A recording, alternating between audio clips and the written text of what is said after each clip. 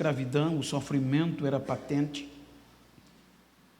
E aqueles irmãos que já ouviam falar do nome da salvação excepcional e que Paulo foi escolhido para levar a mensagem aos gentios, e como a igreja de Roma era composta de muitos gentios e judeus convertidos, então Paulo, sem poderia, escreve e direciona, porque os irmãos haviam um questionamento de saber como poderiam o ser humano se aprofundar na bondade de Deus.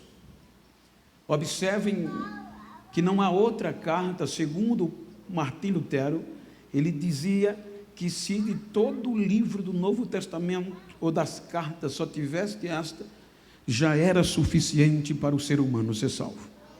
Quando nós analisamos o capítulo 8, você vai observar que Paulo vai tratar a salvação dentro de uma peça jurídica. Ele trata o capítulo 8 acerca da condenação e absorção do ser humano. Ele traz um relato todo e forma uma peça jurídica, e o capítulo 8, ele começa com as primícias do Espírito Santo e termina com um cântico de vitória, diante de um julgamento. Então eu quero pedir a vossa paciência e da vênia dos doutores, dos juristas, pois eu sou administrador e teólogo, bacharel em teologia e não sou advogado, mas sou curioso. Quando nós analisamos a história, a nossa história, se nós analisarmos friamente, nós temos motivos, irmãos, de correr o dia todo em agradecimento. Observe o que é que acontece na história e o que Deus relacionou-se a nós. Quando nós analisamos uma linha teológica, numa visão bíblica, falando em base da leitura, observem que antes do ser humano, dentro do livro de Ezequiel e Isaías, a gente percebe que Deus deu a eles algo acerca da eternidade que foi antes do ser humano. Quando nós observamos, a história mostra que quando Deus fez a terra, Ele fez com o propósito de todos os que habitassem a terra elevasse a Deus gratidão em tributos com louvor e adoração. E se nós friamente, escuta o que eu estou falando para não achar que eu estou distorcendo a Bíblia, por isso que nós vamos ler para você, respeitando todo o contraditório e não querendo ser confuso. Mas se você analisar antes de nós, os anjos era quem tinha este direito de adorar a Deus, elevando a Deus da terra, porque a terra foi criada para tudo que nela habita, louvar ao Senhor. Então a Bíblia nos mostra, dentro desta visão de Ezequiel e Isaías, que os anjos eram responsáveis para fazer isso que nós hoje fazemos. Que observem o capítulo 28, versículo 13 de Ezequiel. Por favor, vamos ler para dar sentido ao que eu quero falar, para não ficar vã as minhas palavras. Ezequiel 28, 13. Você vai ver que está falando de um sumo sacerdote, de alguém que tinha acesso a Deus. E aonde ele habitava, quando Deus mostra a Ezequiel a soberba de Lúcifer, há uma declaração: estiveste no Éden. Em outras traduções, habitavas no Éden, jardim de Deus. E aí no capítulo 13, você vai observar as vestes sacerdotais, como ele era top, como ele era tranquilo. Só ele, isso implica dizer que Lúcifer, só ele tinha o direito de subir e estar no Monte Santo de Deus. Ele levava toda a adoração, digamos, em uma linguagem nossa. Ele era o responsável para pegar a adoração dos anjos e diante de Deus subir e levar e abrir o coração, porque a Bíblia diz que ele era feridor de medida, no versículo anterior, e ele era puro desde o dia em que foi criado. Então Deus delega a ele este direito. Portanto, observem que no capítulo está dizendo que ele habitava no Éden, no jardim de Deus. O versículo próximo, 14, olhe que só ele tinha, tu eras o querubim ungido para cobrir, e te estabeleci no monte santo de Deus, estavas no meio das pedras vivas, ou seja, ele habitava e só ele tinha o direito, pela sua função, pela sua beleza, pela sua perfeição, de chegar no monte santo de Deus. Está no singular, tu estava, não é outros, era singular, só ele. Porém, isso engodou a ele. A glória era tão grande que, segundo alguma linha de eruditos, nos ensina que quando ele subia ao Monte Santo, isto era todo dia, ele chegava de Monte Santo, diante de Deus, só ele entrava, só ele tinha direito. Então, ele abria o coração, e do coração dele saía o louvor da terra que os anjos cantavam, e era: santo, tu és digno, tu és maravilhoso, tu és Deus, e assim tu és digno de toda honra, de toda glória. Então a terra fazia isso pelos anjos através de Lúcifer. Porém, a soberba, a vanglória, o egoísmo veio, a desobediência, e entrou no coração do perfeito Lúcifer. Quando o coração dele entrou, então ele agora vai querer ser igual a Deus. Mas para fazer isso, ele tinha que ter couro. E para ter couro, ele vai negociar. Os irmãos vêem na reportagem como o Planalto, como o Congresso, é só negociação. Quer ganhar alguma coisa, vai negociar. E como a Bíblia diz que a terra, mesmo com os anjos, tinha santuários, e santuários, está no plural na Bíblia, é lugar de adoração. Ou seja, congregações aqui tem, aqui está a sede. Então, a sede é aonde, uma vez por mês, não sei se aqui é, os dirigentes vêm. E quando eles vêm, ele vem prestar conta a cada um dos seus santuários, da sua congregação, diante do pastor. Então, na liturgia, cada santuário tinha um líder, e eles se reportavam a Lúcifer. Então, veja que Lúcifer era um coordenador geral, e só ele levava a Deus. Porém, quando o coração dele se ensoberbeceu, ele vai fazer da glória de Deus, do louvor a Deus, algo de negociação que não era dele. Ele vai negociar o sagrado. Então diz Ezequiel, no contexto posterior, que ele vai negociar. Então, ele vai tentar coagir os anjos líderes para ficar do lado dele. Porque ele tinha o propósito de ser igual a Deus e queria coro. Então ele consegue consegue 2, consegue 3. O cabo é tão bom que ele consegue ludibriar a mente angelical uma terça parte. Por isso que você, quando vai para o versículo 18, por favor, o versículo 18, você vai entender o que é que diz o versículo 18: pela multidão das tuas iniquidades, pela injustiça do teu comércio. Comércio fala de negociação. Tem uma linguagem que diz pela multiplicação do teu comércio. Então ele comercializou o que não era dele. Então ele, por conta disto, contaminou os seus santuários, ou seja, plural. Então, quando ele conseguiu uma terça parte, ele disse: agora não sou mais o mesmo. Isaías 14, versículo 13 e 14. Olha o que é que ele diz: na eternidade que Deus mostrou antes de nós. Isaías 14, versículo 13 e 14. Está no capítulo 13, é o capítulo 14, versículo 13. Então ele diz, o que é que diz? E tu dizias no teu coração, quando ele consegue coro suficiente, ele diz: subirei aos céus. Veja que isso era comum para ele era o responsável, só ele subia. Então ele disse: subirei ao céu, acima das estrelas de Deus, exaltarei o meu trono, e no monte da congregação me assentarei aos lados do norte. Versículo 14, que é que ele diz: subirei sobre as mais altas nuvens, e serei o quê? Igual ou semelhante ao Altíssimo. Então quando ele sobe, aí Deus já está o esperando.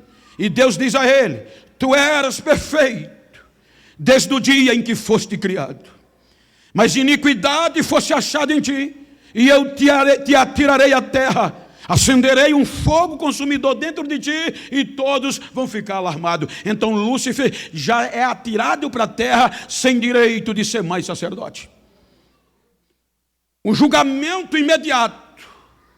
Quando você vai para o livro de Judas, no capítulo 1, que só tem 1, versículo 6, ele diz que o julgamento de Deus está aí, e aos anjos que não guardaram o seu estado original, mas abandonaram o seu próprio lugar, ele tem guardado nas trevas, em algemas eternas, para o grande dia do juízo final.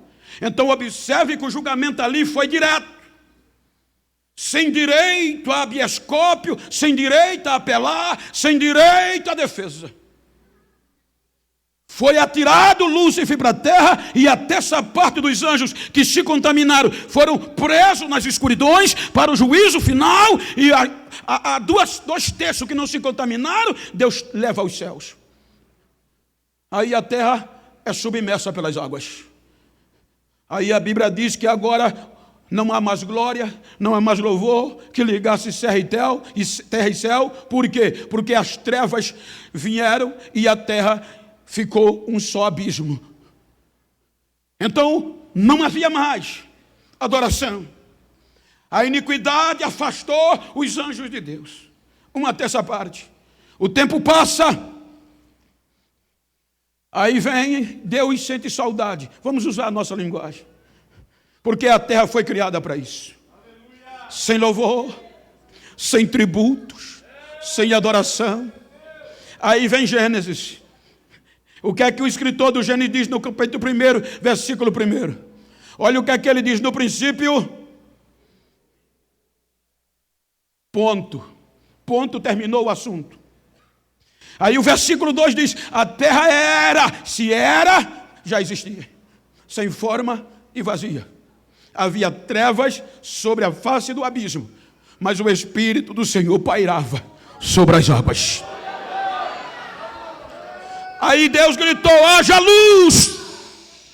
E as trevas se dissiparam. Aí ele diz: haja separação entre as águas e a porção seca. Olhe que já existia. Aí as águas se afastam e a terra aparece. Aí ele vai trabalhar na fauna, na flora, com todo o requinte de beleza, para voltar a ser adorado de novo.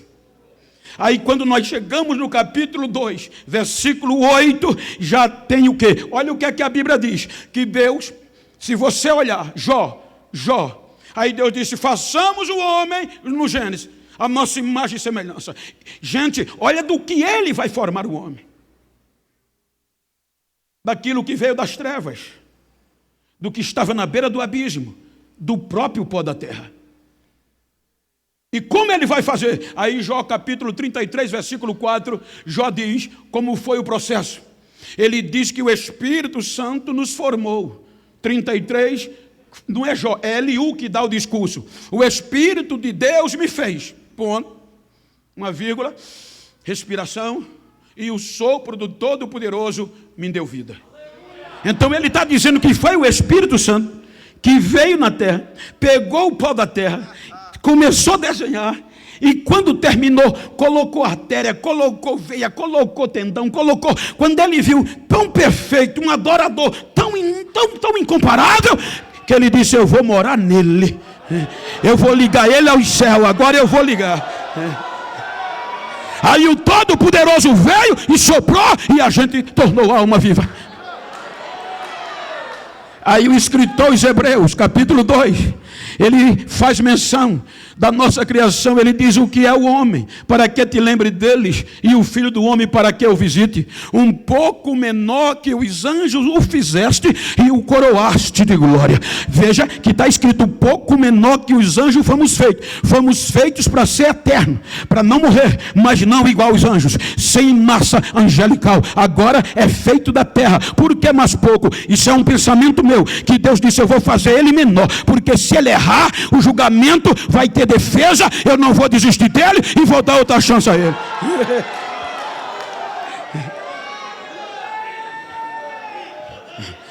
Aonde Lúcifer habitava? No Éden, paraíso de Deus. Aí Deus agora cria de novo o adorador.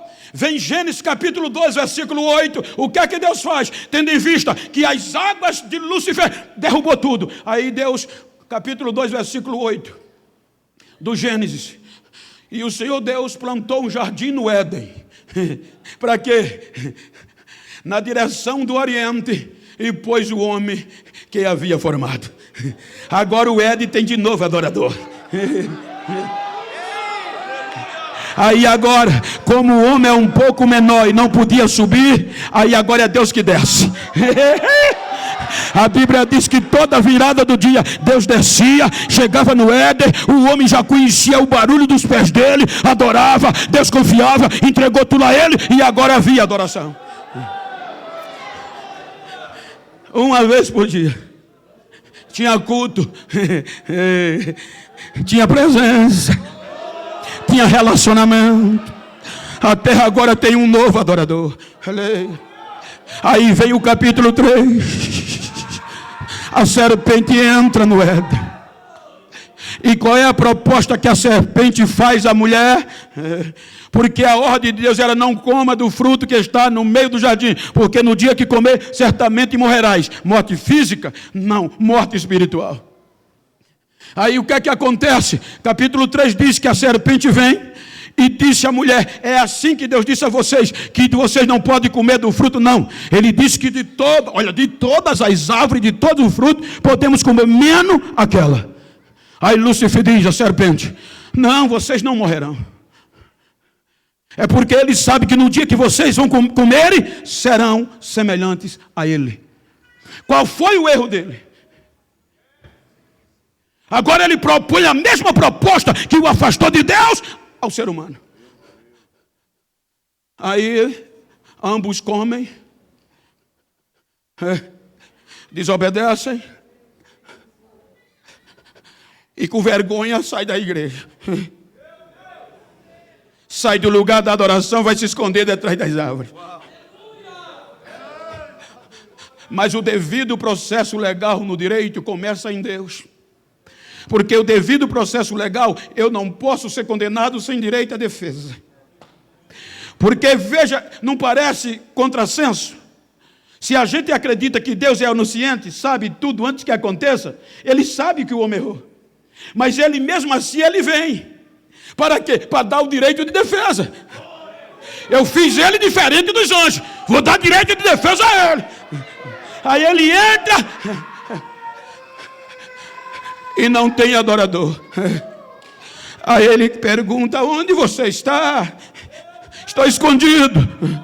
Ora, quem te mostrou que está? Por que estás escondido? Porque eu estou nu. Quem te mostrou que estava nu? Por acaso comesse do que eu disse que não era para comer? Veja que o homem não assume. Ele transmite para a mulher. A mulher não assume, transmite para a serpente. Então, na lógica de Paulo, na lógica jurídica, era para nós sermos eliminados logo ali. Porque já havia uma jurisprudência. No mesmo lugar, o mesmo juiz, na mesma jurisdição, já houve um julgamento pelo mesmo crime. E não teve direito à defesa. Sem apelação. Então, era aplicar a jurisprudência. Mas como o homem foi feito um pouco menor, sem assumir a culpa, Deus sanciona a lei, mas ele mesmo dá o recurso, a graça. A graça, eles não merecem. Mas eu vou protelar o julgamento. Ele protela o julgamento. Veste, mata um animal, veste o ser humano. Mas olha o que é que o pecado faz. Aí a Bíblia diz que o pecado veio por um só homem. E o que é que o pecado trouxe?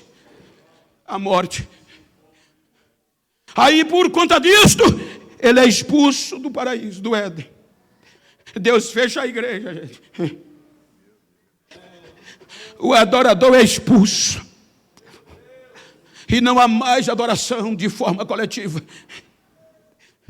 O tempo passa. Se nós fizermos uma pequena conta numerológica, Adão viveu 930 anos, gerou fulano, viveu 30, vai dar, daqui para o dilúvio, vai dar mais de 1,5 século. Aí vem o capítulo 6. Quando chega no capítulo 6, aí Paulo diz aos Romanos, capítulo 5, versículo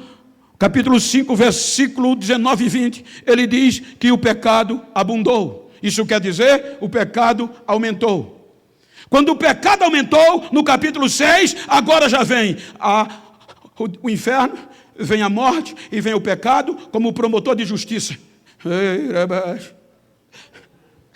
E pede uma nova petição de julgamento oficial, porque o pecado abundou e eles venceram. E é aqui que as testemunhas são arroladas. As 7 testemunhas de acusação que entraram no Éden e afastaram Adão de Deus, agora vai afastar a geração dele. Porque as testemunhas que Paulo fala, tudo que levou o ser humano a errar, está nessas 7, no depoimento dessas 7 testemunhas. Tribulação, angústia, fome, nudez, perseguição, perigo, espada. Então, elas são chamadas. E o interessante é que no julgamento, as testemunhas não pertencem às partes, pertencem ao juiz. E elas têm o dever de dizer toda a verdade, nada mais que a verdade. Então, no capítulo 6, há um começo de um julgamento. Porque o pecado abundou. Aí o inferno, o pecado e a morte diz, agora eles têm que cumprir a jurisprudência, eles têm que ser julgados. Aí Deus desce. Olha que no capítulo 6 Deus desce e vê que as provas eram reais, contundentes, e os testemunhos dessas 7 acusações eram verdadeiros. Aí Deus diz, me arrependi de tê-los feito. Acabarei com eles, vou dar fim ao homem. Bota o capítulo 6. Os filhos de Deus, passa o outro versículo. Aí o pecado abunda. Então o Senhor disse, o meu espírito não agirá para sempre com o ser humano. Ou seja, ele vai tirar o espírito dele do ser humano e vai nos dar limite de vida. Porque ele é carnal. Aí Deus diz, vou dar cabo, vou dar fim do homem, do animal, tudo o que ele criou, ele resolveu desistir e acabar de novo, porque disse, eu vou abrir mão deles. Ele assina a destruição, ele determina o nosso fim. Mas quando ele assinou, a graça vem e faz ele protelar o julgamento. A Bíblia diz que Noé achou graça aos olhos de Deus. E por esta graça Deus resolveu poupar 8 almas para não desistir de nós. Protela o julgamento. E as águas vêm e cobrem a terra de novo. Olha o que é que o pecado faz. As águas cobrem tudo de novo, o dilúvio vem. Mas o bonito é que do capítulo 6 ao o final do capítulo 7, tem uma diferença do dilúvio, das águas de Lúcifer para nós. Porque de Lúcifer para nós tinha abismo, tinha trevas, porque não tinha adorador. Mas do capítulo 6 para o fim do capítulo 7, você vê que as águas cobrem os mais altos montes, a terra foi submergida, mas não havia treva, não havia abismo, porque sem remo, sem vela, sem piloto humano, tinham a arca carregando 8 adoradores na direção de Deus. Entre a seu terra e a água tinha adorador, sobrevivendo pela graça. Capítulo 8, Deus tira eles e diz, eu vou recomeçar. Baixa as águas. A arca para. Ele tira o ser humano da arca. E olha o amor de Deus, o que é que faz. Capítulo 9, ele recomeça sem passar na cara do homem. Capítulo 9 do Gênesis Vamos ler. Abençoou Deus a Noé e a seus filhos e disse-lhes: frutificai e multiplicai-vos e enchei a terra. Prossiga. E o temor de vós, Deus disse, o temor de vós e o pavor de vós virão sobre todo animal da terra e sobre toda ave dos céus, tudo o que se move sobre a terra e todos os peixes do mar, nas vossas mãos são entregues. Deu a mesma coisa que Deus deu a Adão, agora dá à geração de Noé. Ele devolve todo o poder sobre o universo. Quando chega no capítulo 11, a geração de Noé, o pecado vem. Aí há uma nova petição. Aí Deus desce. E aqui não vai ter um julgamento. Quando ele desce e vê que o coração no capítulo 11 daquela geração era má, aí disse: desçamos. Aí o Espírito confunde o ser humano. Eles agora vêm com os dialetos, os idiomas diferentes, e eles são dispersos pela terra, sem adorar, sem buscar a Deus e sem relacionamento. Não havia louvor. Do capítulo 11 para o 12, não havia adoração, a idolatria era quem mandava. Segundo o contexto histórico, toda a terra vivia de idolatria, do pau, do gesso, porque como o ser humano foi feito para adorar, mesmo que ele não adora a Deus, ele tem que adorar alguma coisa, é uma lacuna dentro dele. Ele adora o poste, ele adora a luz, ele adora a lua, ele adora. Então essa geração vai adorar tudo quanto era de gesso, ou de pau, ou de madeira e de brilho no céu, e nada de Deus. Aí vem o capítulo 12. Aí Deus disse: eu vou criar um projeto de adoração de novo para descer na terra. E por este projeto espiritual eu vou abençoar todas as famílias da terra. Gênesis capítulo 12, versículo 8. Gênesis 12, versículo 3, perdão, por favor. O objetivo, 12, versículo 3. 3. O objetivo: e abençoarei os que te abençoarem, chamada de Abraão, e amaldiçoarei os que te amaldiçoarem. E qual é o objetivo? E em ti. Esse é o objetivo de Deus: alcançar todas as famílias da terra, toda a terra adorando a Ele. Aí Ele vai trazer por meio de Abraão, agora, gerar Israel. Um projeto único.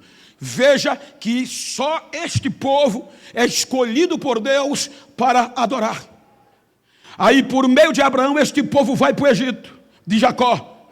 No Egito ele vai se desenvolver. Depois da morte dos patriarcas, Israel cresce no Egito. Aquela geração é do Egito. Eu já tive o prazer de fazer 2 cursos no Egito com arqueólogos egípcios. E quando você estuda, você se arrepia. Veja que esta geração, ela cresceu sem relacionamento com Deus, a ponto de nem a Deus conhecer. Veja que quando Moisés foi libertar, o questionamento era: como eu vou dizer quem me enviou? Porque o povo não conhecia Deus. Então, por meio de Moisés, Deus vai tirar por conta da promessa Israel do Egito. E aquelas pragas e a abertura do Mar Vermelho era Deus mostrando a Israel: esse sou eu, o Deus de Abraão, de Isaac e de Jacó. A ponto que quando eles cruzaram o mar, já estavam convictos e disseram: o Senhor é o Deus que salva, o nosso Deus é o Deus que livra, Ele é a nossa bandeira. Capítulo 19 do Êxodo. Eles chegam no Sinai. Aí Deus diz: Moisés, sobe o monte. E Deus dá a lei ao povo, os 10 mandamentos. Vem no capítulo 19 de Êxodo. Capítulo 24, Deus faz uma proposta de ao povo ser fiel, dizendo: se eles guardassem os estatutos, Deus iria fazer uma aliança de fidelidade. Aí Moisés desce do monte e fala para o povo o que Deus queria: uma aliança de relacionamento íntimo. Veja Êxodo 24, versículo 3. Disse Moisés, versículo 3: veio, pois, Moisés e contou ao povo todas as palavras do Senhor e todos os estatutos. Então o povo respondeu a uma voz e disse: todas as palavras que o Senhor tem falado, faremos. Aí a partir daqui, o Moisés mata o novilho, pega a nova geração de jovens e pega a mais adulta, e barrufa o sangue do novilho como aliança de fidelidade no povo, no futuro jovem e também no altar. Fixou-se uma aliança entre Israel e Deus de fidelidade. Aí quando o povo é fiel e promete, entra o capítulo 25, e o que é que o capítulo 25 mostra? Que já não tinha Éden, desde o Gênesis 3, não tinha relacionamento. Agora Deus vai fazer o quê? Vai formar geograficamente na terra um lugar, para ele descer em glória, no meio da coletividade, só para Israel. Aí veja, capítulo 25, vem as ofertas para a construção do tabernáculo. Versículo 10 do capítulo 25, é a arca, a presença de Deus tinha que simbolizar estar no meio do povo. Então Deus vai trabalhar 15 capítulos, do capítulo 25 ao capítulo 40 do Êxodo. Ele vai trabalhando na formação do tabernáculo. Quando capítulo 40 do Êxodo, versículo 33, 34 e 35. Agora, o que é que diz? Havia um povo, havia uma aliança e havia um lugar de adoração. Aí o que é que diz o texto? Levantou, vamos lá, 1, 2, 3.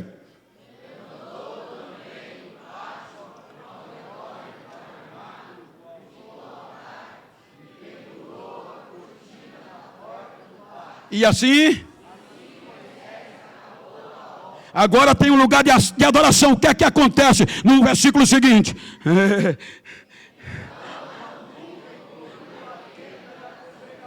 E o que?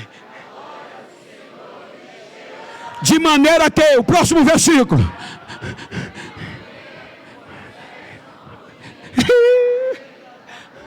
Por quê?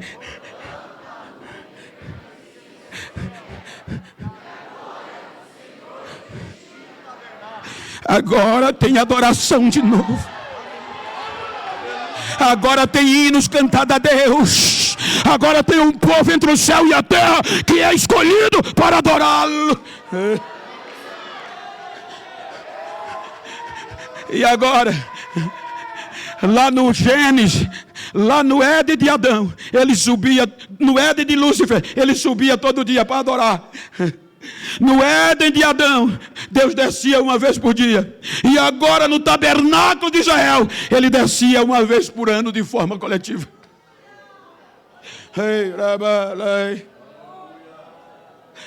Agora tem adoração e tem um povo santo. Aí o que acontece? Aí vem Salomão, e Deus vai colocar no coração a realização do sonho de Davi, construir um templo fixo, com endereço, se fosse hoje, com caixa postal, com CEP, para todos saber onde Deus morava. Aí o que é que ele faz? O templo em Jerusalém. Quando Salomão vai construir o templo, que vai inaugurar na terra, aí Deus olha do céu e diz: gostei, eu vou fixar morada lá. Segundo as Crônicas 7, versículo 12, que é que diz? E o Senhor apareceu de noite a Salomão e disse-lhe: ouvi a tua oração e escolhi para mim este lugar, para a casa de sacrifício. Versículo 13. E aí Deus diz: olha que coisa linda. Ele gostou tanto do que Salomão fez, construir uma casa, que ele disse, eu vou parafrasear: se um dia eu ficar com raiva desse povo e dizer a chuva, não desça mais, ou seja, se eu fechar os céus e não houver chuva, ou se eu dizer aos gafanhotos, coma toda a lavoura deste povo, destrua tudo. Aí ele diz: e se eu decidir enviar a peste no meio do meu povo? Mas ele gostou tanto do que viu, que resolveu morar. E o versículo 14 diz o quê? Mas, e se este povo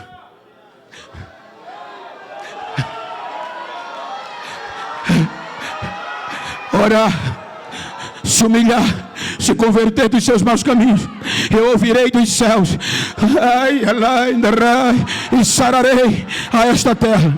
Versículo 16, ele fixa, olha aí, leiam em voz alta, versículo 16.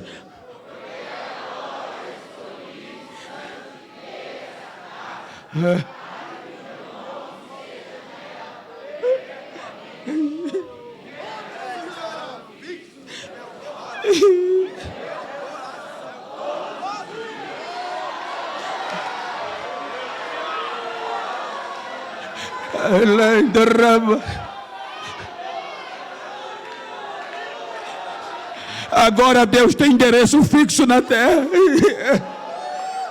Agora Deus está morando entre os seres humanos para alcançar todas as famílias da terra. Abre mais o retorno, se possível for. Por isso que os judeus, aonde tivesse, orar para a morada de Deus. Aonde é que Deus mora? Jerusalém. Se virava para Jerusalém.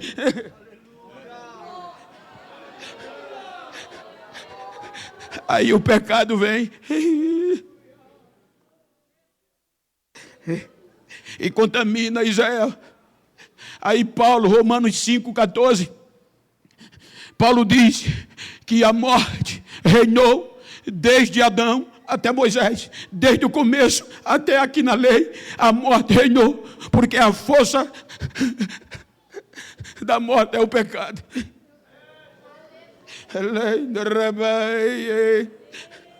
Aí como o pecado veio,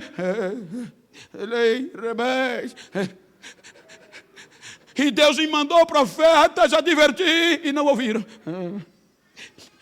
Aí Jeremias capítulo 52, versículo 12 e 13, ele diz que o único lugar de adoração na terra, o pecado destruiu de novo.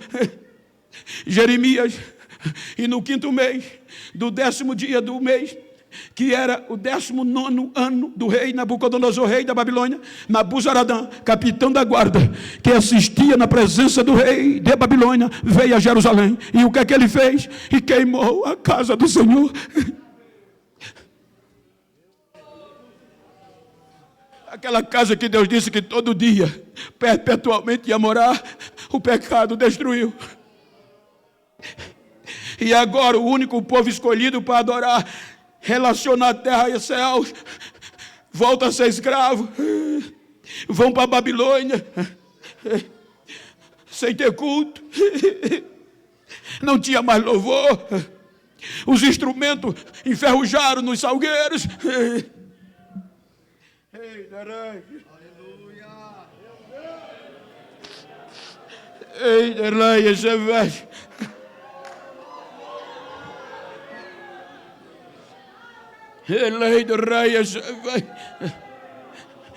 Aí Deus vai buscá-los só os pedaços, a ponto que eles diziam: o Senhor se esqueceu de nós. Ezequiel conta isso. O Senhor abriu a sepultura e nos sepultou. Por quê? Porque, segundo a história de Israel, eles ficaram tão desesperados, mas como ainda havia esperança, eles pegavam os cadáveres que morriam dos judeus e não enterravam, porque sabia que Deus ia restaurá-los. Durante 3 dias havia esperança. Primeiro dia, jogavam o cadáver. Iam, esperavam, nada. Iam para casa. Segundo dia, voltava. O cadáver no vale. Segundo dia, a águia vinha. Primeiro dia, a águia comia. O corvo comia o globo ocular e o cérebro. Segundo dia, a águia comia as vísceras. Terceiro e último dia, o quebrantoso comia os ossos, o tutano, porque à noite do segundo dia, a hiena lambia a carne, a putrefação. Então, o que sobrava? Os ossos. O quebrantoso vinha, quebrava osso por osso, comia o tutano, e eles perdiam a esperança. Por quê? Ficava só os cacos. E os cacos, o vento soprava com a areia, ia cobrindo. E ele dizendo: o Senhor sepultou os nossos ossos, secaram, secos, e esqueceu de nós. Aí Deus chama Ezequiel e diz: vai lá para a beira do rio, que hoje eu vou fazer algo diferente. Pelo choro dos judeus, pega Ezequiel, leva ele no meio do vale e diz: coloca no meio do caco de ossos, e diz: posso fazer alguma coisa quando não tem mais jeito? Só tu sabes, profetiza sobre esses ossos. Ele profetiza, o Espírito vem, une todos os cacos no seu caco e levanta um exército, e Deus traz Israel de volta para Jerusalém. Chega em Jerusalém, sem templo, a vergonha, sem ter motivo para adorar, mas os instrumentos nas costas. Aí Deus diz: cantem, adorem. No meio das cinzas eles fazem um culto e a glória de Deus desce. Aí Deus usa Ageu para encorajá-los. Continuem, recomecem, porque eu fiz uma aliança com vocês. Está no capítulo 2 de Ageu. Quando eu tirei vocês da casa do Egito, e por conta da aliança, eu não tirarei o meu espírito de vocês. Recomecem, que eu prometo a vocês que a glória da segunda casa vai ser maior do que a primeira. Vai ser melhor do que quando começou. Acho que a bateria está descarregando, eu não estou ouvindo quase nada aqui. Então observe o que acontece. Eles voltam, adoram, mas o pecado vem. E eles não têm como se relacionar com Deus. Malaquias é o último livro do Velho Testamento. E o último capítulo começa com juízo, aonde nem palha nem folha ia sobrar. Mas ele termina com uma promessa: asas da salvação. O pecado afastou Adão de Deus e a sua geração. As 7 testemunhas dizia, é raro, que as 7 testemunhas, pelos seus depoimentos, afastaram a geração de Adão e a geração de Israel de Deus. Aí Deus diz: eu vou me silenciar. Por que o silêncio intestamentário? Porque veio uma petição definitiva. Por isso que Paulo diz que a morte reina desde Adão até Moisés. A bondade de Deus, por favor, que estamos falando da graça. Aí o que é que acontece? O inferno, a morte e o pecado pedem um novo julgamento definitivo. Aí Deus monta o fórum para julgamento. E quem chega primeiro? A acusação e as testemunhas. E as testemunhas vão dizendo: tudo é raro. Tribulação, não resistiram. Angústia, não resistiram. Perseguição, não resistiram. Fome, não me resistiram. Nudez, não me resistiram. Perigo, condenados. Espada, condenação. Aí João capítulo 5 do Apocalipse, coloca aí 5 primeiro. Eu quero entender que foi nesse período. Era para aqui terminar. Aí João diz que as acusações, os testemunhos das acusações foi tão grande que o livro foi escrito por dentro e por fora pelo pecado do ser humano, que a sentença em um lado só não foi capaz. E quando todas as provas o juiz, o meritíssimo, observa, eram robustas, eram reais. Era reais. Era para terminar a nossa história aqui. Aí, como divide o processo legal, nos dá direito à defesa. Aí João diz que um anjo bradou com grande voz: quem é digno de aceitar esse processo? Quem é digno de tomar o livro e assumir o processo? Procuraram no céu, na terra e debaixo da terra. O versículo seguinte: e não acharam. E por que não acharam? João disse que começou a chorar.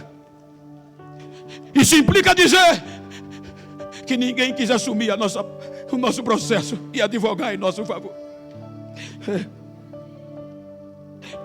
Porque as 7 testemunhas testificaram contra o ser humano. já tinham afastado Adão, afastado Israel, e agora era depois definitiva, era para o juízo final ser aqui. Aqui era para Deus aplicar a jurisprudência.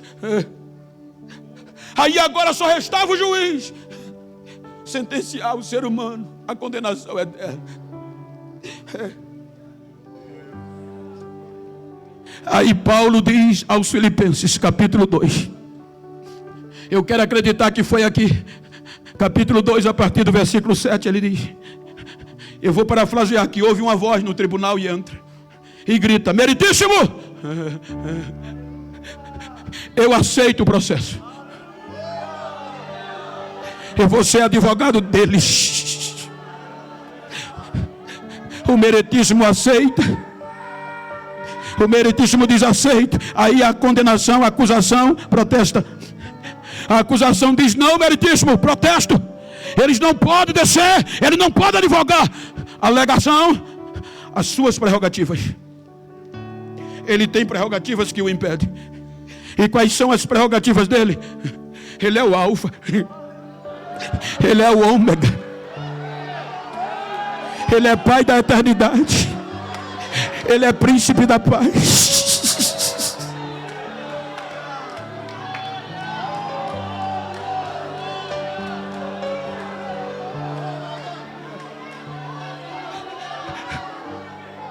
Aí Paulo diz, nos dá direito de falar isso, que o meritíssimo diz, tem razão, não aceito. Olha que coisa linda, quem faria isso? Ele olha para o meritíssimo e diz, meritíssimo, eu estou disposto a abrir mão das minhas prerrogativas, eu vou me despir da minha glória, eu vou abrir mão de ser Deus, mas eu vou aceitar o processo, eu vou descer, vou me humilhar, vou me tornar um deles, vou aceitar o processo e vou advogar em favor deles.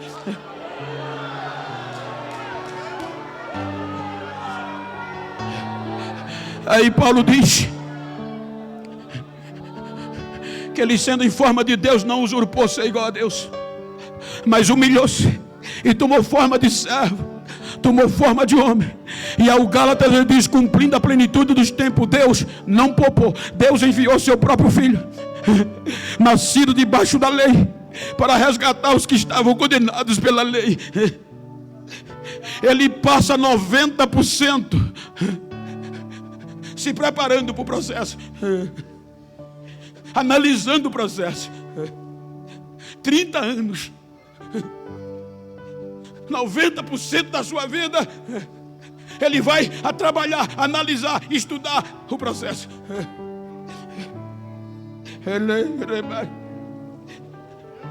10% ele executa, aí ele entra no processo e assume. Quando ele assume, sai do Jordão, a primeira testemunha que vai averiguar é a fome. O Espírito leva ele para o deserto e a fome fica olhando, vou pegá-la agora. Ninguém escapou, 40 dias e 40 noites. E para chegar, chega o promotor da acusação, o diabo, você não está com fome? Transforma essa pedra em pão e come. Nem só de pão vive o homem, Satanás, mas de toda a palavra que sai da boca de Deus. A fome vai embora, a fome sai, observa, aí vem a perseguição. Veja que os seus próprios irmãos foram 3 anos de profunda perseguição para ele desistir, mas ele não desiste. A perseguição sai, vem o perigo, vou afundar o barco, vou afogá-lo, e ele dormia. Quando o vento pensou que ia virá-lo, os perigos, disse, eu vou desabafá-lo, vou fazer ele desistir. O discípulo todo, vamos morrer. Acalma-te, vento, e aquieta-te mar. O perigo passou. Quando o perigo passa, vem a parte, o processo vai afunilando. Aí vem a angústia. E a angústia prega ele de dentro para fora, a ponto que ele pede ajuda aos discípulos: vão orar comigo, que a angústia quer me matar, quer me fazer desistir. Ele ora 3 vezes: Pai, afasta de mim esse cálice. O suor era como gota de sangue, a angústia dizendo: ele vai desistir. No final da 3ª oração, ele diz: mas não faça a minha vontade, tua vontade prevaleça. Quando a angústia passa, vem a nudez. A nudez, por isso que Paulo diz que ele se humilhou até a morte, e morte de cruz. Quando a gente assiste os filmes, você vê que tem um pano cobrindo a nudez. Mas quando a gente faz o curso em Jerusalém, os professores nativos dizem que ele ficou literalmente nu. E a nudez era o ápice da vergonha para um judeu e muito mais para um profeta. A nudez disse: ele vai desistir. Tirou toda a roupa dele.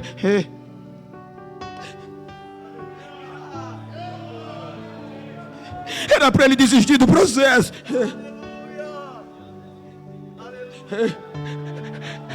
Aqui tem advogado, me permita se eu estiver errado, mas qualquer bom advogado, se pegar o caso de um cliente, e este caso for tão difícil que não dê nem para ele atenuar a pena, ou seja, diminuir a pena, qual é o que é que ele faz? Devolve o processo e abre mão do honorário. Então a lei, o livro na mão de Deus não dava chance da gente, não podia ser justificado. Então, como a lei não dava brecha, era para Jesus desistir, entregar o processo. Mas Isaías diz que ele tomou sobre si, e agora o castigo que nos traz a paz está sobre ele.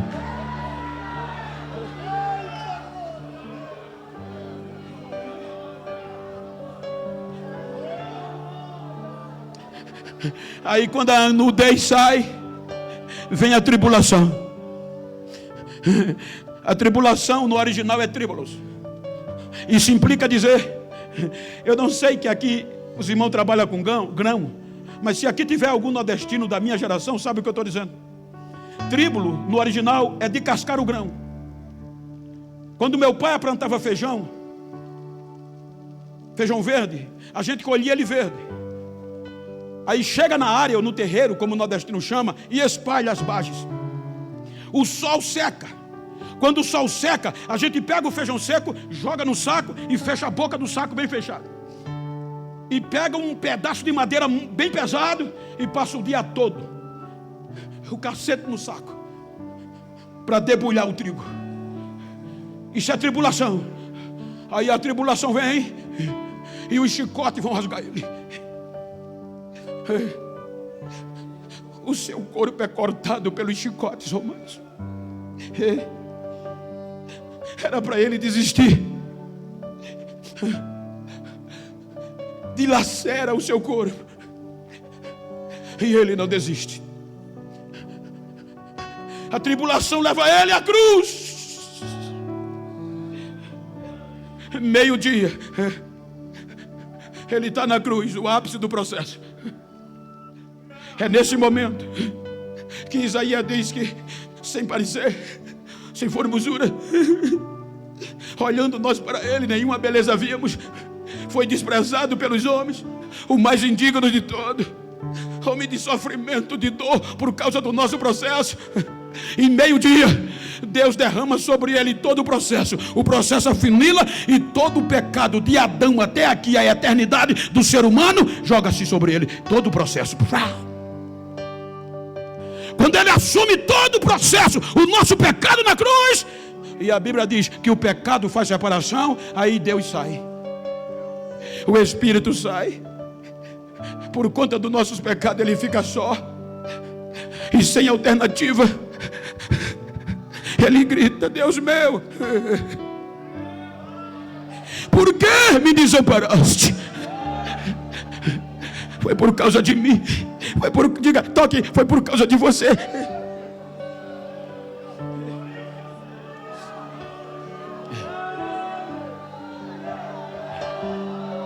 E quem dá força à morte? O pecado.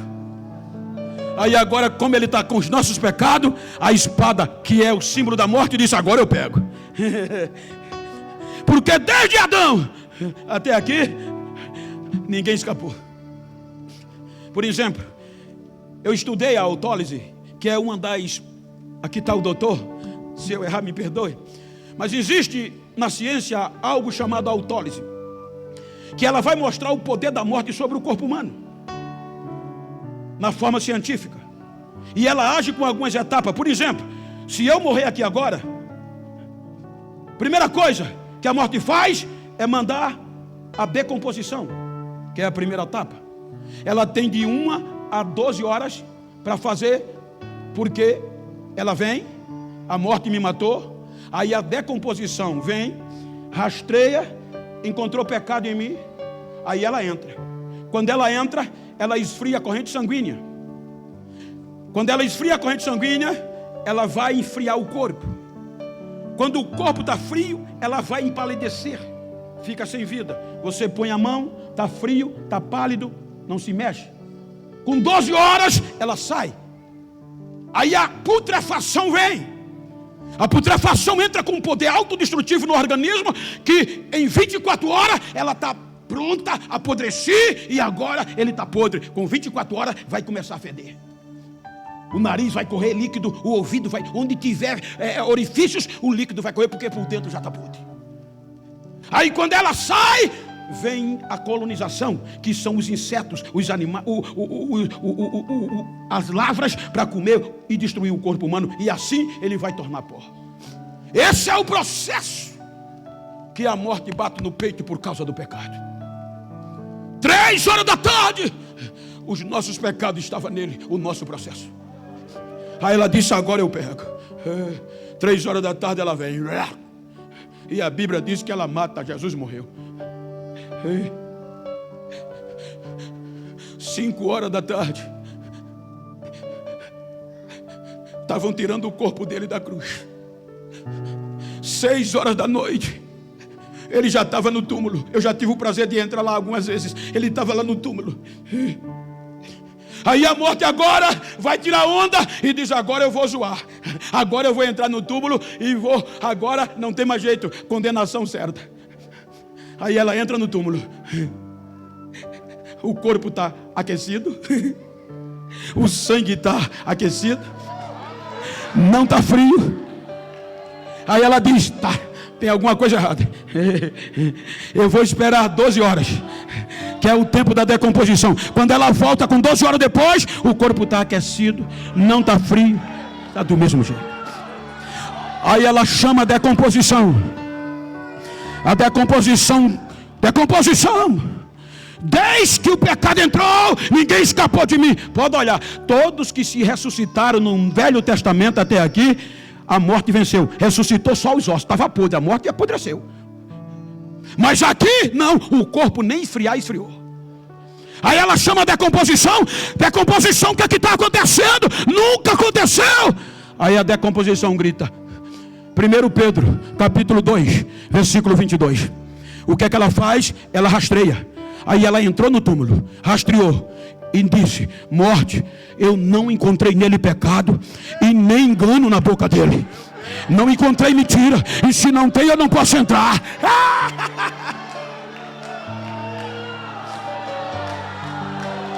Porque a Bíblia diz que o processo terminou na cruz. O teu e o meu pecado ficou na cruz. Quando ele é sepultado, ele já entra como advogado limpo, puro e vencedor, porque ele não pecou. –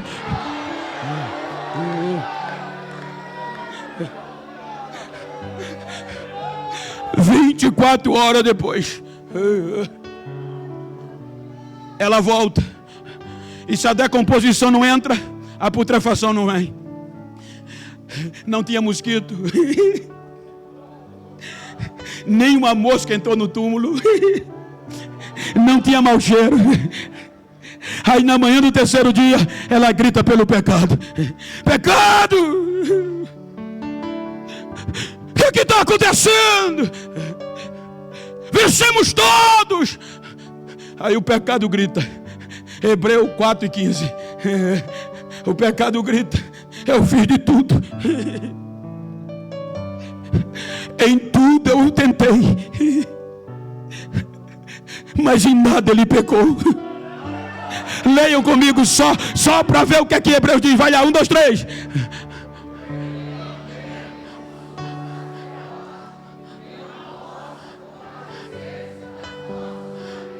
Porque como nós, em tudo, mas em nada. Aí o que é que a morte faz? Levanta a bandeira. O que é que o pecado faz? Levanta a bandeira. E o que é que ele faz? Ele desce a mais baixa profundeza, aonde a morte e o pecado levava todos que morriam. Ele prega a inocência, pega cativo o cativeiro, toma a chave do pecado e da morte e grita: agora é para cima, quem tiver em mim não desce mais para cá, agora é para cima.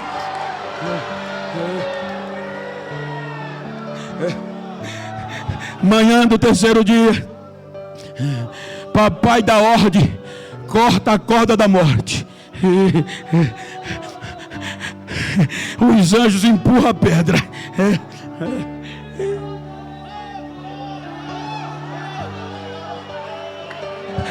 E o advogado sai de dentro. Ressuscitou. Aí quando ele ressuscita, quando o sol vai clarear, aí chega Maria Madalena, já com perfume, ela, um bálsamo para botar nas feridas, para diminuir a putrefação. Quando ela entra, ele não está mais. Roubaram. Os anjos choram, mulheres, porque roubaram o corpo do meu Senhor. Não roubaram, não. O que aconteceu? Ele não está mais aqui. Ele já está vivo de novo. Ele já ressuscitou. Ei, balança quem está ao teu lado aí. Vai, provoca ele. E diz: ei, varão, diga: ei, varão, ei, varoa, eu tenho uma profecia para você. Diga: levante a cabeça, independente da circunstância. Levante a cabeça. Ele está vivo.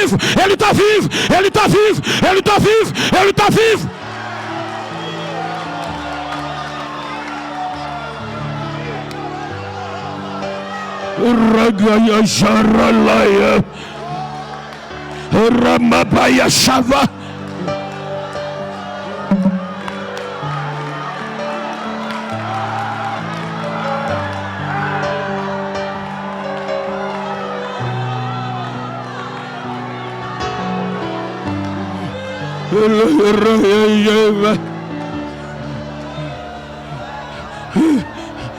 Agora vai recomeçar o julgamento. Pastor, eu passei 5 minutos. Vai recomeçar o julgamento. Condenação ou absolvição. Romanos 8 é um cântico de vitória. Aí João diz que o juiz senta no trono e João ainda chorava, porque ninguém tinha aceitado.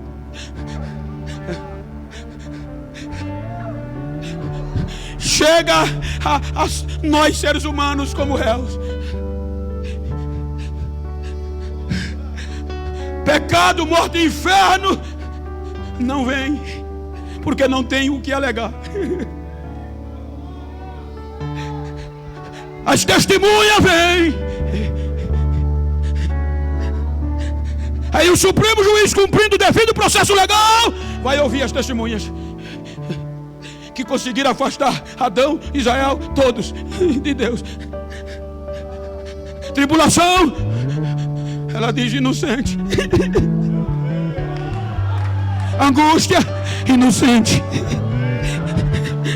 Perseguição, inocente, meritíssimo. Fome, inocente, meritíssimo. Perigo, inocente, meritíssimo. E os anjos ouvindo. Nudez, inocente, meritíssimo. Espada, inocente, meritíssimo. Quando a espada deu o último testemunho, aí um anjo sai correndo, gritando: João, para de chorar. Por quê? Levanta a cabeça. O advogado vai entrando. Aí o anjo diz: eis o leão da tribo de Judá, a raiz de Davi. Ele venceu. Vai ter adoração de novo.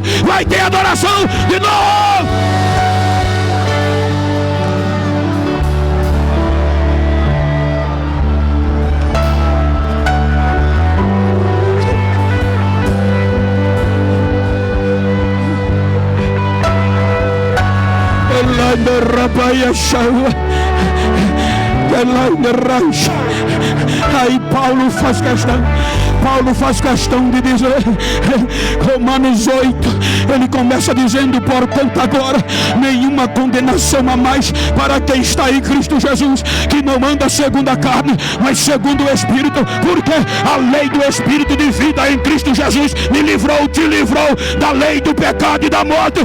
Quem está livre aqui? Quem foi absolvido aqui? Quem está livre aqui? Quem está livre aqui? Quem foi absolvido?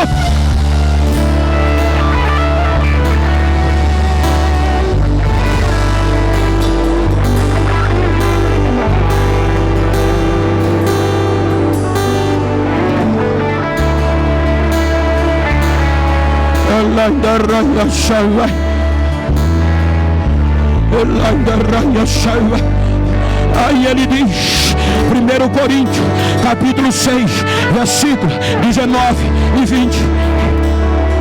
Eu vou pedir para você ler. Agora escuta.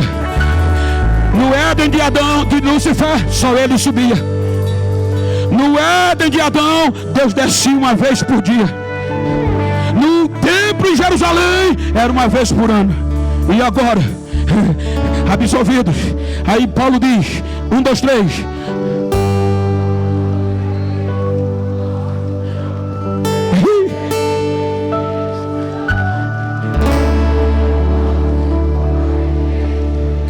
E o preço?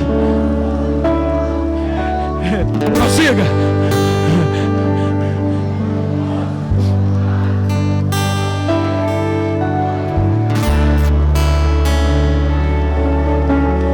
Que Paulo está dizendo, olha para esse crente que está do teu lado, se você puder, e diga para ele, agora ele habita aqui, e quem tentar destruir vai bater de cara com Deus.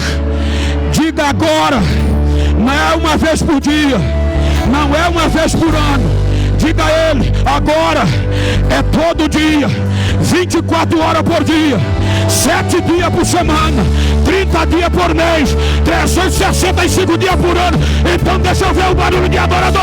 Tem adoração, a terra vai adorar, a terra vai adorar. Adora, adora.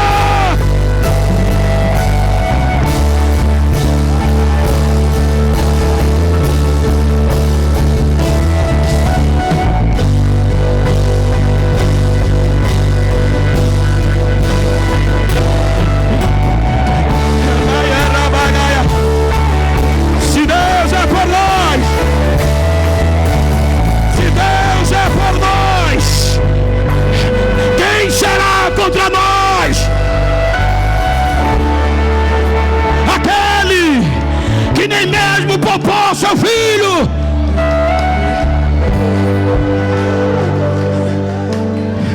Diga para quem está ao seu lado, eu a partir de hoje vou pensar direitinho antes de falar mal de você, porque quem tem juízo não acusa os escolhidos de Deus, pois é mesmo Deus que diz ele é inocente, ponto. Aí diga, quem me vai separar do amor de Deus que está em Cristo Jesus? A tribulação, a angústia, a perseguição, a fome, a nudez, o perigo, a espada, nada. Porém, em todas estas coisas eu sou mais que vencedor. Nada agora vai me separar, vai me separar.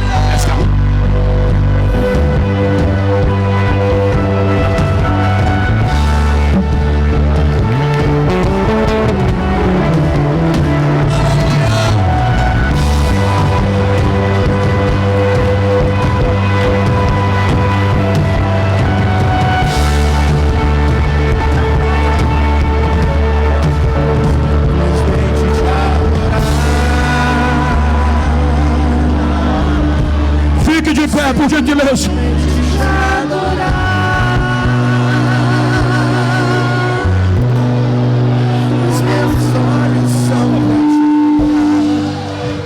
Pastor Geraldo, me permita.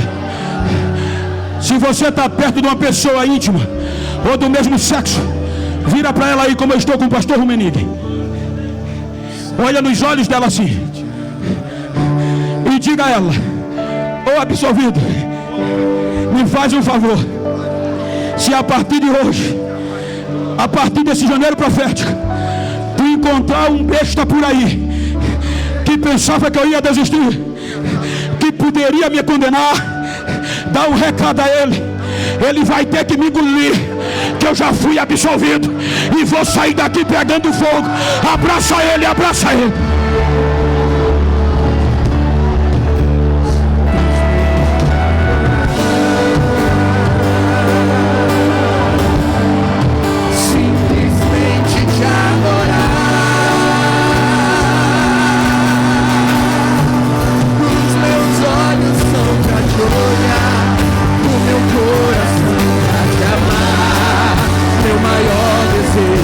Adore a Deus, adore a Deus, adore a Deus, adore a Deus.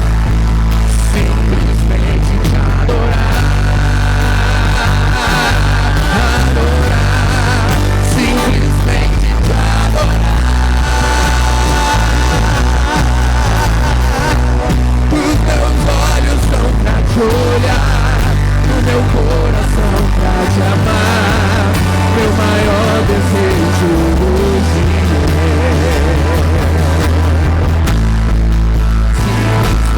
Te adorar. O Espírito Santo de Deus está nesta casa. Os meus olhos são pra te olhar, o meu coração pra te amar, meu maior desejo hoje é, aleluia, simplesmente te adorar.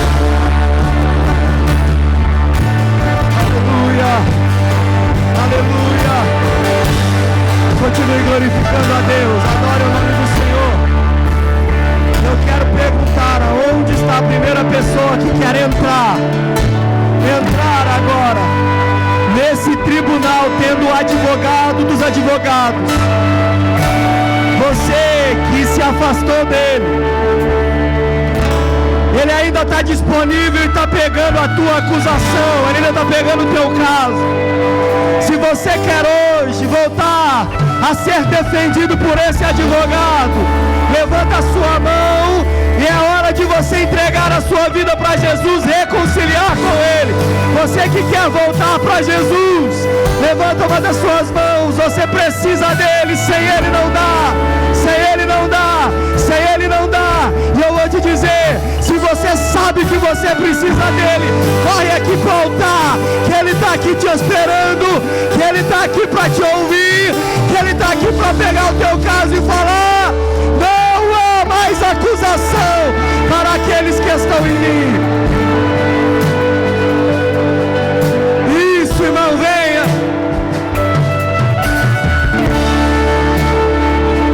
Escute, você que se afastou, pede permissão, pastor.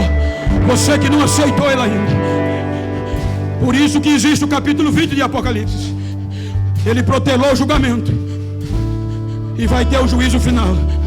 E todos aqueles que não forem achados em Cristo serão jogados no lago de fogo que foi preparado para o diabo, a morte e seus anjos. A jurisprudência vai acontecer. Então aproveite enquanto há tempo. Aleluia. Meu querido, se eu fosse você, eu não esperava mais. A morte quer ter poder sobre a sua vida, mas aqueles que estão em Jesus, a morte vai chegar e eles vão escutar assim: aonde está a morte, o seu aguilhão? Aonde está a morte, a sua espada? A morte foi tragada pela vitória. Mais uma irmã está vindo aqui. Houve um que venceu por mim, venceu por você, e Ele está falando: você também pode vencer. Você também pode vencer a tribulação, a fome, a nudez, todas as testemunhas, porque Cristo venceu por nós.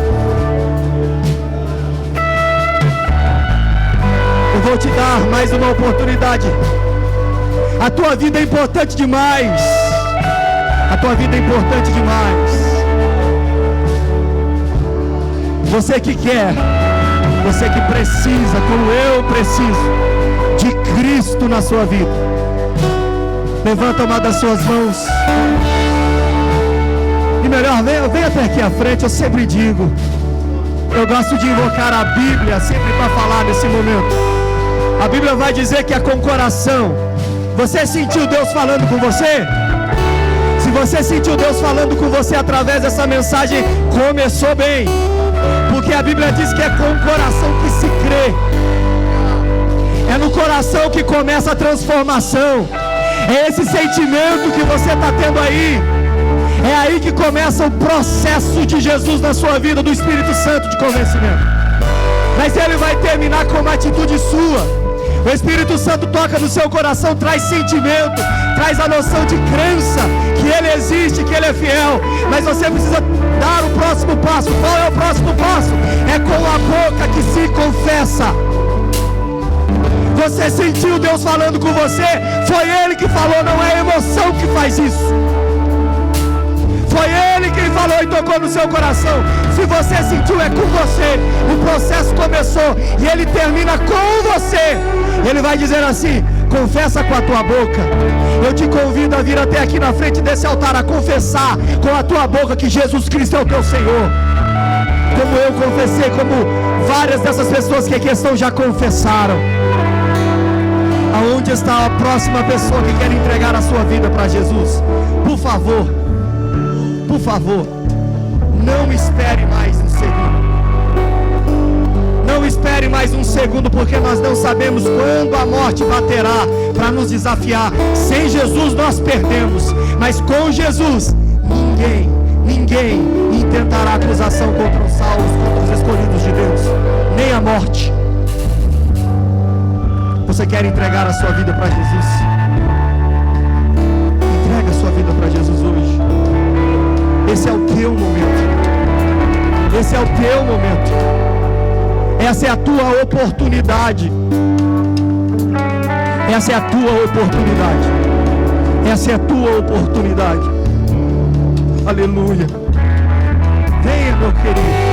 Venha, minha querida. Nós vamos orar por essas almas que aqui estão. Almas valiosíssimas, porque custaram a vida do meu Deus, do meu Jesus, do meu Senhor. E a partir de hoje, como nós ouvimos aqui, o Espírito Santo passa a habitar dentro delas. E a minha oração, para que nunca mais se retire. Estenda as tuas mãos para cá, igreja. Senhor Deus, nós entregamos agora essas vidas em tuas mãos. Pai querido, escreve os seus nomes no livro da vida. Pai querido, agora restaura, justifica. Meu Pai querido, que o Senhor possa trazer a salvação plena sobre a vida de cada uma delas, e não apenas esse momento, mas que em todos os dias da sua vida elas sintam o Senhor, caminhem com o Senhor, amem ao Senhor, glorifiquem ao Senhor, adorem ao Senhor, porque o Senhor é o Deus da salvação de cada uma delas. Para a glória do seu nome é o que eu te peço e te agradeço, ó Pai, em nome de Jesus. Meus irmãos, tome o seu assento. Muito obrigado.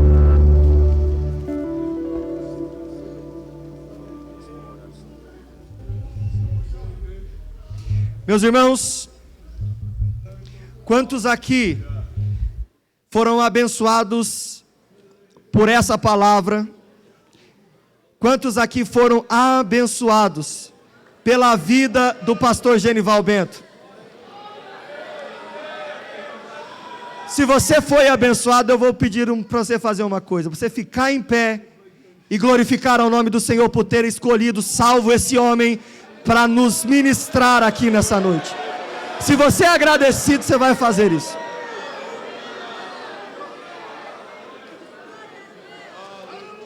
Deus abençoe. Tome seu lugar mais uma vez. Agora, a gente tem um grande dilema na nossa vida. A gente recebe bênçãos. E Deus levanta vasos para abençoar a vida da gente. E Deus coloca na gente a forma de gratidão a Deus. A gratidão que você tem está dentro de você, não está dentro de mim não. A gratidão que está dentro de mim é a que eu tenho pelo que eu recebi. E a tua, como está? Você está grato? Porque gratidão é um dos atributos de quem tem o Espírito Santo em sua vida. Você é grato? Então eu vou te desafiar nessa noite. Eu vou quebrar o protocolo do povo assembleiano. E se você é grato, hoje nós vamos abençoar a vida desse homem de Deus que ele merece. E nós vamos levantar mais uma oferta para honrar a vida dele. Porque se você foi abençoado, nada melhor do que você ter uma atitude de gratidão. Eu entendo, irmão, que tem gente que não tem o Espírito Santo na vida e não tem a generosidade desenvolvida, mas eu vou te dizer, hoje, até quem não tem a generosidade vai aprender e vai começar a frutificar ela. Eu te desafio. Porque é muito fácil você chegar aqui, ficar sentado e receber tudo. Agora vai ser o contrário.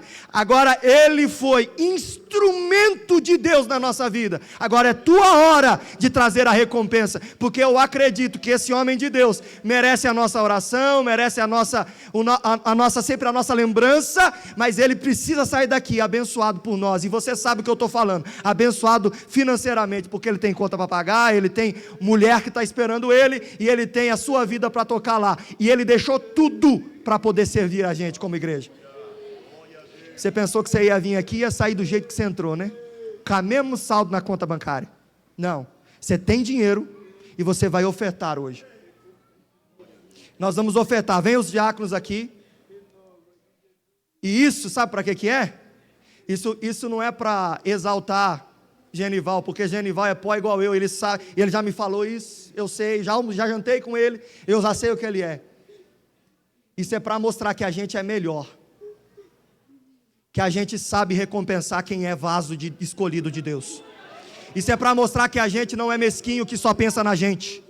Isso é para mostrar que a gente não fica com a nossa mão encolhida diante de um necessitado, porque eu acredito que um homem de Deus merece ser abençoado de todas as formas, e nós vamos abençoar.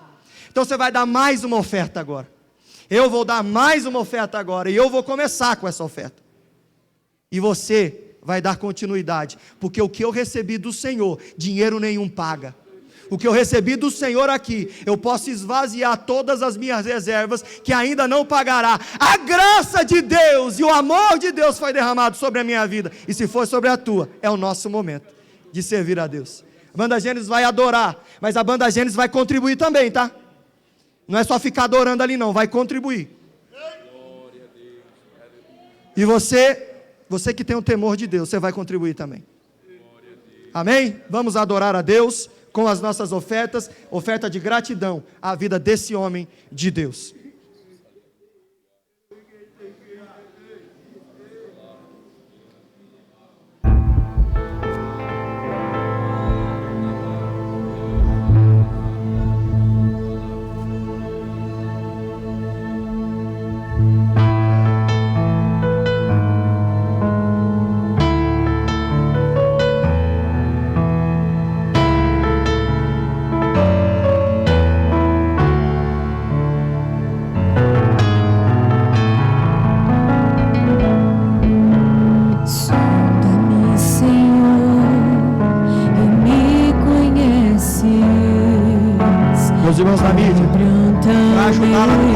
Não coloca o Pix da igreja.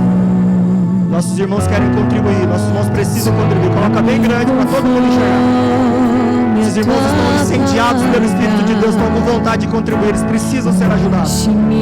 Até que em mim se ache só a ti.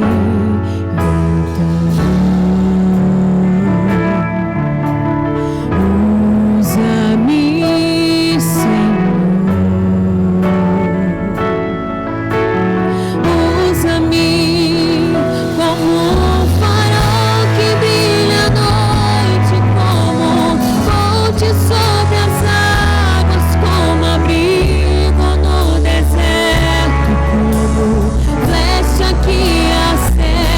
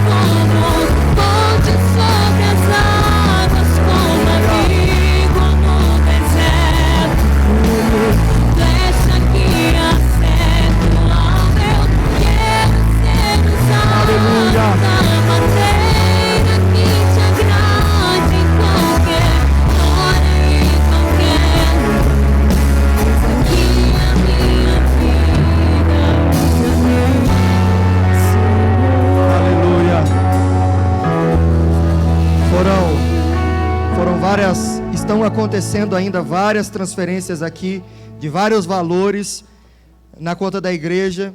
Você continua transferindo, não tem problema. A nossa tesoureira vai se desdobrar ali, pedir ajuda dela. Nós precisamos contabilizar tudo que está entrando tudo de uma vez. Ela precisa fazer esse pente fino. Eu não sei nem que horas que ela vai sair daqui hoje, mas nós vamos sair daqui abençoando o pastor Genival, porque ele abençoou a nossa vida. É o mínimo, pastor. É o mínimo. Eu sei, pastor, mas é que às vezes tem que ser demonstrado. Eu aprendi com o próprio Deus isso aí. Deus fala que o amor que Ele sente foi demonstrado, Ele deu. Então essa igreja precisa aprender a demonstrar o amor, e já aprendeu. Então que nós amemos esse homem de verdade. Já veio aqui várias vezes, e todas as vezes ele é instrumento de Deus na nossa vida.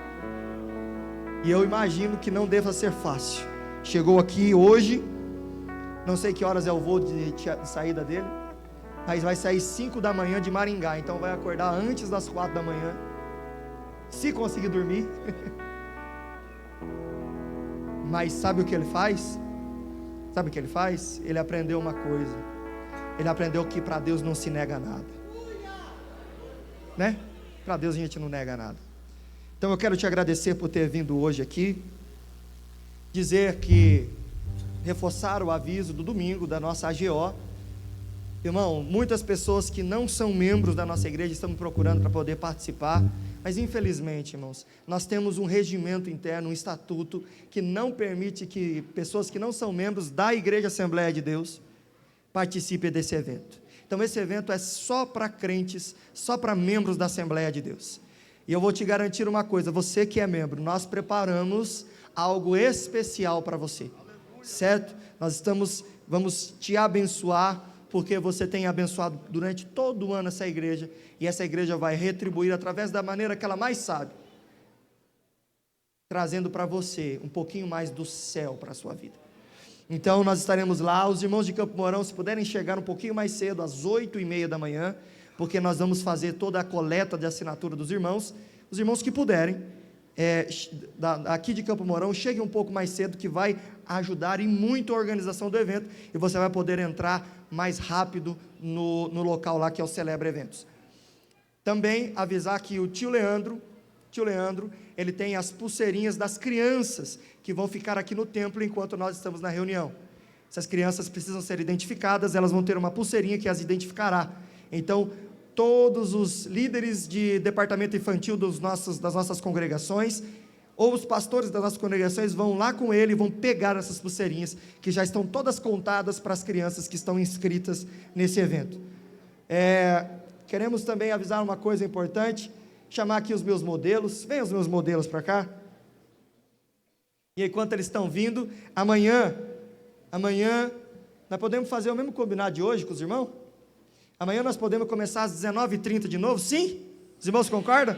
Então nós vamos começar às 19h30, quem vai estar pregando aqui vai ser o jovem cheio de Deus, David Jean. Ele vai estar ministrando a palavra do Senhor, e você vai ser abençoado pela presença de Deus, amanhã às 19h30. Você está vendo esses jovens bonitos aqui? Não tem jovem mais bonito que esse jovem da nossa igreja. Eles estão com uma camiseta que nós confeccionamos pensando em você, pensando que você saia na rua e carregue o símbolo da nossa igreja, carregue a marca da nossa igreja, e além disso, que você carregue uma mensagem que essa igreja acredita. Não, essa igreja vive, que é a mensagem de Deus. Todas elas possuem algo relacionado à Bíblia escrito nela, e de uma maneira bem contextualizada. Então, se eu fosse você, nós temos poucas unidades. Isso, sobe aqui no púlpito, eles estão querendo ver vocês aqui. Sobe aqui no púlpito, fica aqui na minha frente.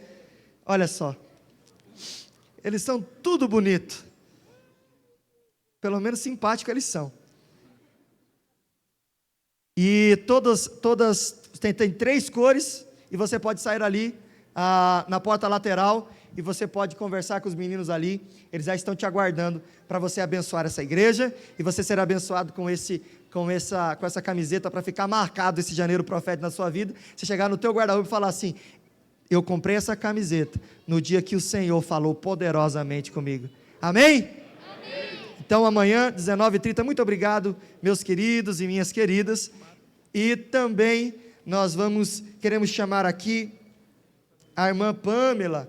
Irmã Pamela, vou falar o segundo nome dela, mas ela não gosta muito. Irmã Pamela está ficando mais experiente hoje. Então nós vamos orar pedindo para que Deus a abençoe. E eu gostaria de perguntar se há mais alguém que está aniversariando hoje. Você está fazendo aniversário hoje e você quer receber essa oração, vem até aqui à frente rapidinho.